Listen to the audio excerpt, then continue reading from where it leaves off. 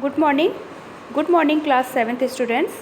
बेटा हम लोगों ने चैप्टर स्टार्ट किया chapter 5 acid basis and salts. कल हम लोगों ने अपने लास्ट पार्ट 3 में आपने न्यूट्रलाइजेशन रिएक्शन के बारे में हम लोगों ने स्टार्ट किया था। ठीक है, एसिड बेस इंडिकेटर ये सभी चीज़ें हम लोगों ने रीड किया है। आज की क्लास में हम न्यूट्रलाइजेशन रिएक्शन को आगे कंटिन्यू करेंगे। तो न्यूट्रलाइजेशन रिएक्शन हम लोग ने यहाँ तक ये सभी एक्टिविटीज़ वगैरह देखा था। तो न्यूट्रलाइजेशन रिएक्शन में हम लोग ने ये देखा था कि जो हमारे एसिड और बेस के बीच में जो रिएक्शंस होते हैं वो क्या होता है, उसको हम क्या बोलते हैं, न्यूट्रलाइजेशन। ठीक है, the reaction between N acid and a base. Base कह लें या हम एल्कलीस कह लें। एल्कली क्या होते थे, एल्कली हमारे वो बेस होते थे जो वाटर में सॉल्युबल हो जाते हैं। ठीक है, तो रिएक्शन जो होता है एसिड और बेस के बीच में उसको हम वो प्रोसेस हमारी क्या कहलाती है, न्यूट्रलाइजेशन। एक्टिविटी भी हम लोग ने ये चीज़ रीड किया था कि अगर हमें क्या करना है, हमने टेस्ट ट्यूब लिया था ड्रॉपर फिनोप्थलीन। हमने यहाँ पे सिंथेटिक जो हमारे यूज़ होते हैं, तो एक्टिविटी में हम लोग ने डिस्कस किया था कि हम जो मटेरियल हमारे एक तो रिक्वायर्ड होती है, जैसे हम हाइड्रोक्लोरिक एसिड है, सोडियम हाइड्रोक्साइड और फिनोप्थलीन इंडिकेटर हम लोग ने यूज़ किया था। तो हम लोग ने देखा था कि जब हम इंडिकेटर का मेनली फंक्शन क्या होता है, इंडिकेटर हम यूज़ करते हैं किसी भी सॉल्यूशन में ये पता करने के लिए कि वो सॉल्यूशन हमारा एसिडिक है या फिर बेसिक सॉल्यूशन। इसके लिए हम इंडिकेटर का यूज़ करते हैं। कुछ नेचुरल टाइप्स के इंडिकेटर होते हैं, कुछ हमारे सिंथेटिक टाइप्स के इंडिकेटर्स होते हैं।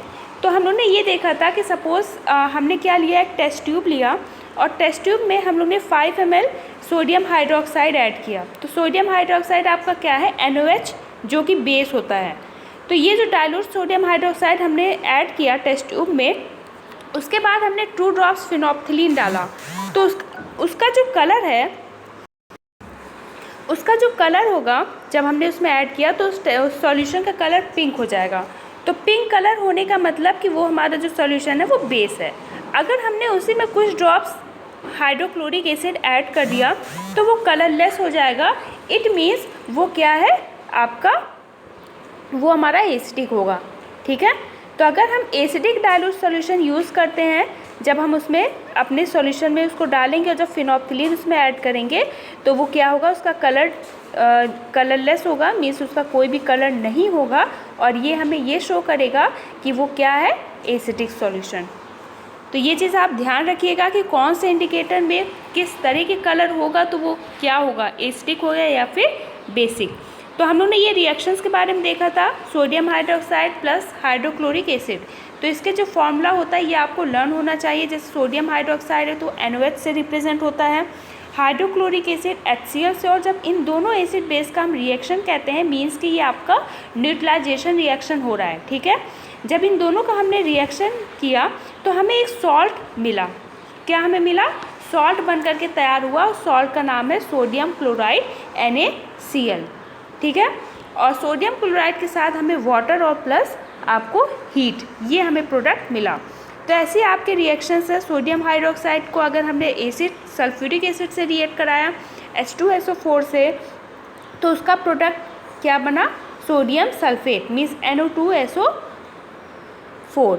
ठीक है, और प्लस वाटर और हीट। तो इस तरह के रिएक्शंस है, मीन्स जब हम एसिड और बेस को रिएक्ट करा रहे हैं तो उससे हमें सॉल्ट मिलता है प्लस वाटर और heat. Neutralization in everyday life में भी हम न्यूट्रलाइजेशन रिएक्शन हमें देखने को मिलता है। जैसे क्या होता है, अगर हम अपने डाइजेशन की बात करें, फूड डाइजेशन की बात करें, तो आपको पता है कि जो हमारा स्टमक होता है उसमें एक एसिड प्रेजेंट होती है जिसको हम हाइड्रोक्लोरिक एसिड बोलते हैं। Are stomach contains hydrochloric acid. तो एसिड का काम क्या है, ये हमारे फूड को डाइजेस्ट करने के लिए हेल्प करता है, means it helps in the process of digestion. Sometimes due to over eating और eating spicy oily food more acids is produce. कभी कभी क्या होता है कि हमने बहुत ज़्यादा खाना खा लिया, ओवर ईटिंग कर लिया, या आपने बहुत ही स्पाइसी या ऑयली फूड खा लिया, तो उसके कारण हमारे बॉडी में क्या होता है, बहुत ज़्यादा एसिड प्रोड्यूस होता है। क्या होता है, एसिड प्रोड्यूस होने लगता है। जब हम बहुत ज़्यादा ओवर ईटिंग कर लेते हैं या स्पाइसी फूड खा लिए तो हमारे स्टमक में एसिड का प्रोडक्शन बहुत ज़्यादा होने लगता है। एक्सेस एसिड हो जाता है तो मीन्स वो हमें क्या इरिटेशन कॉज होगा, मीन्स की एसिडिटी। ठीक है, जब हमने बहुत ओवर ईटिंग कर लिया या स्पाइसी फूड खा लिया तो हमारे स्टमक में एसिड का जो अमाउंट है वो इंक्रीज़ हो जाएगा, जिसके कारण वो एसिडिटी होने के चांसेस रहते हैं। तो एसिडिटी को हम रिड्यूस करने के लिए या रिलीफ होने के लिए, एसिडिटी से आराम होने के लिए हम क्या करते हैं, हम एक टैबलेट खाते हैं एंटासिड। कौन सा टैबलेट है आपका, एंटासिड टैबलेट होता है। तो ये जो एंटासिड टैबलेट हम जो ईट करते हैं, जब इसको हम लेते हैं तो इसमें क्या प्रेजेंट होता है, एल्युमिनियम हाइड्रोक्साइड। ठीक है, जो एंटासिड हम टैबलेट यूज़ कर रहे हैं उसमें प्रेजेंट होता है एल्युमिनियम हाइड्रोक्साइड और मैग्नीशियम हाइड्रोक्साइड। तो आपको पता है कि हमारे स्टमक में एसिड का कंसंट्रेशन ज़्यादा हुआ है और हमने इस टैबलेट के थ्रू हमने बेस लिया। क्या लिया, बेस। और बेस में क्या है आपका, एल्युमिनियम हाइड्रोक्साइड, ये एल्युमिनियम हाइड्रोक्साइड और मैग्नीशियम हाइड्रोक्साइड। हमने एंटासिड लिया जिसमें हमारा aluminium hydroxide magnesium hydroxide present है। तो ये जो एल्युमिनियम हाइड्रोक्साइड मैग्नीशियम हाइड्रोक्साइड है ये हमारे वीक बेसिक है। क्या है, वीक बेसिक नेचर के ये होते हैं। Therefore antacid neutralize the excess acid. अब क्या होगा, हमारे स्टमक में एसिड ज़्यादा अमाउंट में प्रेजेंट था और जब हमने एंटासिड टैबलेट लिया जिसमें कि हमारा बेस प्रेजेंट है एल्युमिनियम और मैग्नीशियम हाइड्रोक्साइड। ठीक है, जब हमने इसको लिया तो ये जो बेस है वो एसिड को क्या कर देगा, न्यूट्रलाइज कर देगा। मीन्स कि उसका जो एक रिस्पॉन्स है वो, या जो इतना वो एक्टिव है उसको वो न्यूट्रलाइज कर देगा, मीन्स कम कर देगा, या आप कह सकते हो इनएक्टिव कर देगा। ठीक है, उसका जो न्यूट्रलाइज कर देगा मीन्स उसका जो इफेक्ट है वो पूरी तरह से ख़त्म कर देगा। ठीक है, तो न्यूट्रलाइज कर देगा excess acid present in the stomach and provide some relief. तो एसिड क्या हुआ, हमारे एसिड को जो बेस था वो क्या कर दिया, न्यूट्रलाइज कर दिया, मीन्स उसके इफेक्ट को उसने बहुत ही वीक बना दिया या पूरे उसके इफेक्ट को ख़त्म कर दिया, जिसके बाद हमें अपने स्टमक में रिलीफ मिला। ठीक है, नेक्स्ट क्या है, in the treatment of ant. कोई भी आंट या बी स्टिंग करता है, मीन्स जब हमें वो बाइट करता है, जब वो स्टिंग करता है तो उसमें एक एसिड प्रेजेंट होती है जिसको हम फॉर्मिक एसिड बोलते हैं। आपको स्टार्टिंग में जो मैंने चार्ट दिखाया था कि किस में कौन सी एसिड प्रेजेंट होती है, वो चार्ट आप लोग अच्छे से लर्न करिएगा। उसमें ये चीज़ मेंशन था कि जो आंट या बी जब हमें स्टिंग मारती है तो फॉर्मिक एसिड या मिथ्योनिक एसिड उसमें प्रेजेंट होती है। ठीक है, तो ये जो एसिड होता है जब ये इंजेक्ट होता है हमारे स्किन में तो ये एसिड हमें क्या, इरिटेशन होता है, हमें इरिटेशन होता है प्लस स्वेलिंग हो जाती है। तो इससे हम रिलीफ हमें कैसे मिलेगा, तो इससे रिलीफ मिलने के लिए हम क्या करते हैं, हम बेकिंग सोडा का पेस्ट यूज़ करते हैं। क्या यूज़ करते हैं, बेकिंग सोडा का पेस्ट। हम क्या करते हैं, कैसे यूज़ करते हैं, आप लोग देखिए कि जो बेकिंग सोडा होता है उसका जो पेस्ट होता है, मीन्स जो बेकिंग सोडा होता है उस बेकिंग सोडा का पेस्ट हम कैसे बना सकते हैं। तो सबसे पहले हमें क्या करना है, हमें वाटर लेना है, ड्रॉप ऑफ वाटर आप ले लो और उसमें थोड़ा सा आप बेकिंग सोडा ऐड कर लो। पानी लो और पानी में आप कुछ अमाउंट में बेकिंग सोडा ऐड कर लो और ऐड करने के बाद उसको अच्छे से मिक्स कर लो, तो उसका एक पेस्ट बन करके तैयार होता है। तो जब उसका पेस्ट बन करके तैयार हो जाए तो आप अपने स्किन के उस पोर्शन पे उसको रब कर ले जहाँ पे आपका जो आंट है वो आपको स्टिंग किया है। ठीक है, तो उसके बाद क्या है, क्योंकि जो बेकिंग सोडा है वो आपका बेसिक नेचर का है और जो इंसेक्ट था उसने जब आपको स्टिंग किया तो उसमें क्या था, फॉर्मिक एसिड। तो फॉर्मिक एसिड था प्लस बेकिंग सोडा, जब आपने उसको रब किया, उसका पेस्ट जब यूज़ किया तो वो बेसिक नेचर का था, तो वो बेसिक वाला एसिड को क्या कर दिया, न्यूट्रलाइज कर दिया, मीन्स उसके इफेक्ट को वीक कर दिया या पूरी तरह से स्टॉप कर दिया। तो इसीलिए जो फॉर्मिक एसिड था लेफ्ट बिहाइंड, ठीक है, लेफ्ट बिहाइंड द स्टिंग। तो मतलब जो न्यूट्रलाइज कर दिया, मीन्स जो हमारा बेसिक था वो एसिड वाले इफेक्ट को पूरी तरह से ख़त्म कर दिया। तो इस वजह से इरिटेशन होना बंद हो जाएगा। ऐसे हम यूज़ कर सकते हैं टूथ डिके में। तो टूथ डिके में क्या होता है, is caused by the acid produced with the bacterial decompose.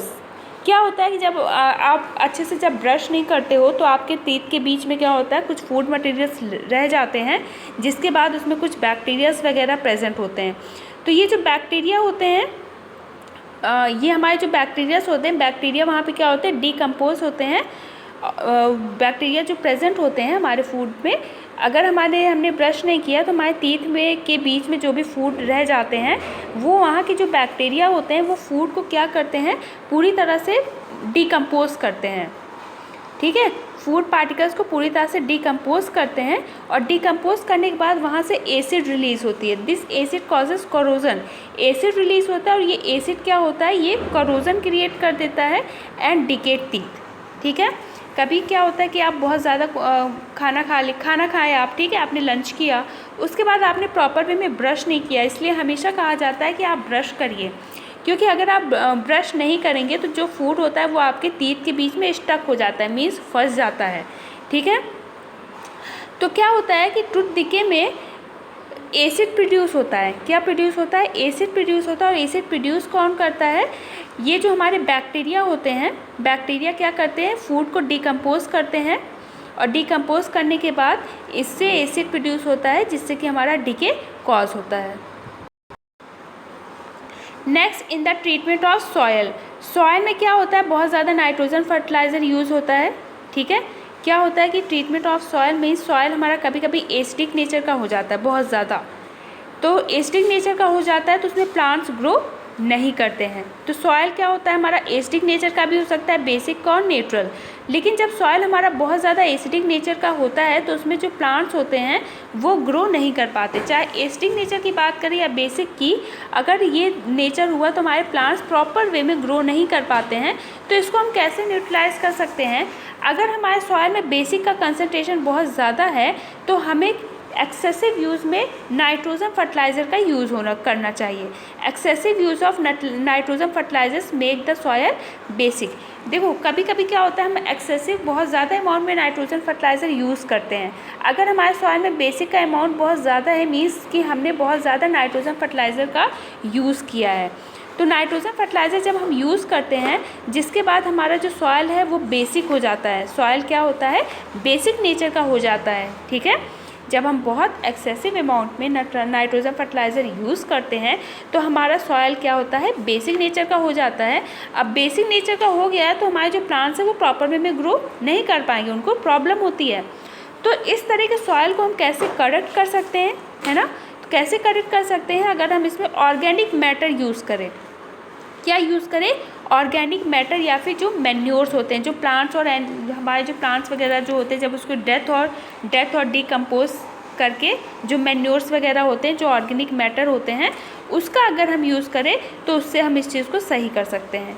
ठीक है, the decaying organic matter produces acid and neutralise effect of the excess base in the soil. तो क्या होगा कि जब बहुत ज़्यादा नाइट्रोजन फर्टिलाइज़र हमने यूज़ किया है जिसके कारण जो सॉयल है वो बेसिक नेचर का हो गया है, तो सॉयल को करेक्ट करने के लिए हम क्या यूज़ करेंगे, ऑर्गेनिक मैटर यूज़ कर सकते हो, मैन्योर यूज़ कर सकते हो। जो प्लांट्स एनिमल्स जब बहुत ज़्यादा जो भी हमारे घर के गार्बेज वगैरह होते हैं, जब उसको पूरा डिकम्पोज करके जो मैन्योर्स वगैरह तैयार होते हैं उसका हम यूज़ करेंगे तो ये मैन्योर्स एसिड प्रोड्यूस करते हैं और ये एसिड क्या है, बेसिक को न्यूट्रलाइज कर देगा। अगर हम एसिडिक सॉयल की बात करें, अगर हमारा सॉयल बहुत ज़्यादा एसिडिक हो गया है तो उसको हम करेक्ट कर सकते हैं कैसे, क्यूक लाइम से। क्यूक लाइम अगर हम उसमें ऐड करें मीन्स कि कैल्शियम ऑक्साइड CaO, हमने अगर कैल्शियम ऑक्साइड ऐड कर दिया या स्लेक्ट लाइम ऐड कर दिया मीन्स कैल्शियम हाइड्रोक्साइड ऐड कर दिया, तो ये जो हमारे क्यूक लाइम है मीन्स कि कैल्शियम जो आपके ऑक्साइड हैं, quick lime calcium oxide plus slaked lime जो आपका कैल्शियम हाइड्रोक्साइड है, अगर इन दोनों का हमने यूज़ किया तो ये क्या करेंगे, एसिडिक वाले नेचर को ये न्यूट्रलाइज कर देंगे, क्योंकि हमारा जो स्लेक्ट लाइम है और प्लस कैल्शियम ऑक्साइड है ये बेसिक नेचर के होते हैं और ये एसिडिक के क्या कर देंगे, न्यूट्रलाइज कर देगा। ठीक है, मीन्स कि उसके इफेक्ट को कम कर देगा। इंडस्ट्रियल वेस्ट की बात करें तो इंडस्ट्रियल वेस्ट हमारे क्या होते हैं, बहुत ज़्यादा एसिडिक या बेसिक नेचर के होते हैं। टू मच ऑफ एसिड और base must be neutralise before discharging this waste into नाला और रिवर। एक्चुअली हमारे जो इंडस्ट्रीज़ वगैरह होते हैं उसमें से जो वेस्ट रिलीज़ होते हैं वेस्ट, वो बहुत ही एसिडिक या बेसिक नेचर के होते हैं। अगर उसको ट्रीटमेंट के बिना ही हमारे रिवर्स वगैरह में उसको थ्रो कर दिया गया या डिस्चार्ज कर दिया गया तो वो हमारा पूरा रिवर पॉल्यूट हो सकता है। तो इसका ट्रीटमेंट हम कैसे कर सकते हैं, टू एसिडिक मीन्स अगर हमारा इंडस्ट्रियल वेस्ट बहुत ज़्यादा एसिडिक नेचर का है तो उसको हम ट्रीट कर देंगे क्विकलाइम से या स्लेक्ट लाइम। क्विकलाइम मीन्स आपका कैल्शियम ऑक्साइड और स्लेक्ट लाइम मतलब जो हम लोग ने कैल्शियम हाइड्रोक्साइड की बात किया था। दो चीज़ था, कैल्शियम ऑक्साइड था और दूसरा कैल्शियम हाइड्रोक्साइड। तो इन दोनों का अगर हम यूज़ करेंगे, ठीक है, तो जिसके कारण हमारा जो सॉइल है वो क्या हो जाएगा, एक्सेस अमाउंट में जो एसिड प्रेजेंट था हमारा इंडस्ट्रियल वेस्ट में वो न्यूट्रलाइज हो जाएगा। क्यों? क्योंकि हमारा जो कैल्शियम ऑक्साइड और कैल्शियम हाइड्रोक्साइड है मीन्स की स्लेक्ट लाइम है और क्विकलाइम है, ये बेसिक नेचर के होते हैं और ये एसिडिक को न्यूट्रलाइज कर देगा। ठीक है, अगर हम बात करें अगर हमारा इंडस्ट्रियल वेस्ट अगर हमारा एसिड या एसिड नेचर का है तब कैसे ट्रीट करेंगे। Too basic industrial waste can be treated with either acid or acidic waste discharge from some other industry. अब क्या होता है कि अगर हमारा जो इंडस्ट्रियल वेस्ट बहुत बेसिक नेचर का है तो उसको हम क्या ट्रीट कर सकते हैं, किसी भी एसिडिक वेस्ट का यूज़ करके हम उसको ट्रीट कर सकते हैं, जिसके बाद जो हमारा इंडस्ट्रियल वेस्ट है वो न्यूट्रलाइज हो जाएगा। मीन्स इस इंडस्ट्रियल वेस्ट जो है अगर वो बेसिक नेचर का है तो वो न्यूट्रलाइज कर दिया जाएगा।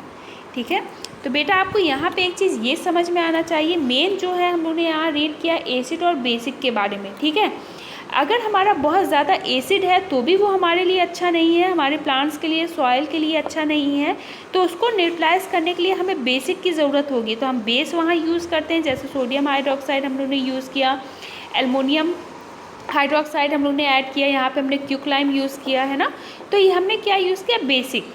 ठीक है, अगर वही चीज़ हमारा एसिड बहुत ज़्यादा है, एसिड का कंसंट्रेशन बहुत ज़्यादा है तो हमारा वो भी सॉइल के लिए अच्छा नहीं है। मीन्स कि अगर बहुत ज़्यादा एसिड है, बहुत ज़्यादा बेस है तो वो हमारे सॉइल के लिए अच्छा नहीं है, तो उसको न्यूट्रलाइज। और ये चीज़ भी ध्यान रखिएगा कि ये हमेशा एक दूसरे को न्यूट्रलाइज करते हैं। मतलब अगर एसिड की क्वांटिटी ज़्यादा है तो अगर हम वहाँ पे कोई बेस यूज़ कर ले तो वो जो बेस है वो एसिड वाले इफेक्ट को क्या करता है, न्यूट्रलाइज करता है। अगर कहीं पे बेसिक का ज़्यादा अमाउंट है, ज़्यादा कंसंट्रेशन है, वहाँ पे हम एसिडिक को यूज़ कर ले तो वो बेसिक के इफेक्ट को न्यूट्रलाइज करता है। ठीक है, आई होप ये चैप्टर समझ में आया होगा। आप लोग एक दो बार ये वीडियो अच्छे से देखिएगा, आपको क्लियरली सब कुछ क्लियर वे में समझ में आएगा। ये आपके 9 यूनिट के पॉइंट्स है, जो समरी है आपका अभी तक का, ये ज़रूर से रीड करिएगा और ये क्वेश्चन सॉल्व करिएगा। क्लियर, तो आज आपका ये चैप्टर कंप्लीट होता है, तो आप लोग अच्छे से रीड करिएगा और जहाँ भी इसके रिगार्डिंग आपको डाउट हो आप तुरंत उसको पूछिएगा। Okay, thank you.